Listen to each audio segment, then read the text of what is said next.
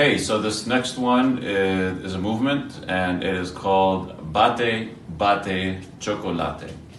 So I'm gonna break it down into parts because there's a certain kind of isolation that we need to be doing in the body. But I'll show you the movement overall first, what it looks like, so then when we break it down, you identify the parts. So the legs are a little bit wide apart, just a little bit. And basically we're gonna be stirring a pot, like a huge pot of chocolate or huge soup, whatever you wanna imagine. So one arm at a time, but eventually we'll do two. So as if I have this huge stirrer in my arm and I'm gonna be stirring this huge pot. That's basically the movement. Now there's a certain initiating point to the movement, which is in the hips. If you notice, my hips are leading the movement. So my hips are ahead of my arm. I'm doing the circle with my arm here, but I'm sending my hips forward first before the arm goes. And that's the isolation, right? So we break it down. The arm movement's pretty simple. Stirring this pot, you really want to maintain like a good circle. You don't want the arm moving around in different levels, one consistent level the whole way through. So it's a circular movement and it kind of spirals in, like it kind of curls in and out. That's the movement of the arm. The hips, so we're going to be isolating the two together. So the hips is basically, it's sending the hip forward and back. So if I'm doing with the right arm, right, so I'm sending my right hip forward and back, forward and back. A good way to get that hip movement, if it's a little tricky for some reason, it might be for some people.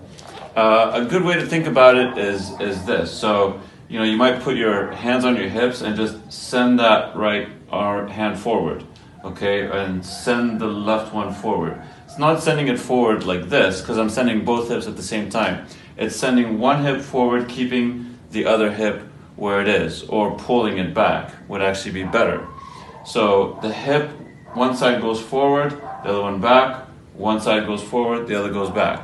Now one way to get it, as you see what I'm doing, is I'm moving the shoulders. I'm moving my my chest and my shoulders all with that, and that's okay. So then, but if I can differentiate that with my head, with my mind, of what I'm doing down here, and then isolate this, so then I can actually stop the upper body from moving and just rotate the hips forward and back.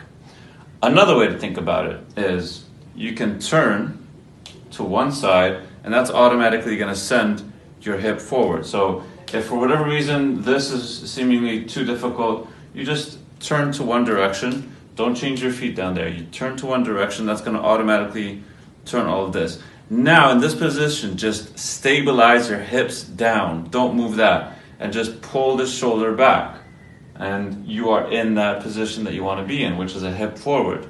And then you could do the same with the other side. Boom. And then just bring the shoulder back. So then eventually you can get that isolation happening. So once again, so the movement is stirring a pot, right? Here it is. So this is just the arm stirring the pot. Okay? This is what the hip's going to be doing. Forward and back, forward and back. And then together, so initiating with the hip, stirring the pot with the arm. Same on the other side.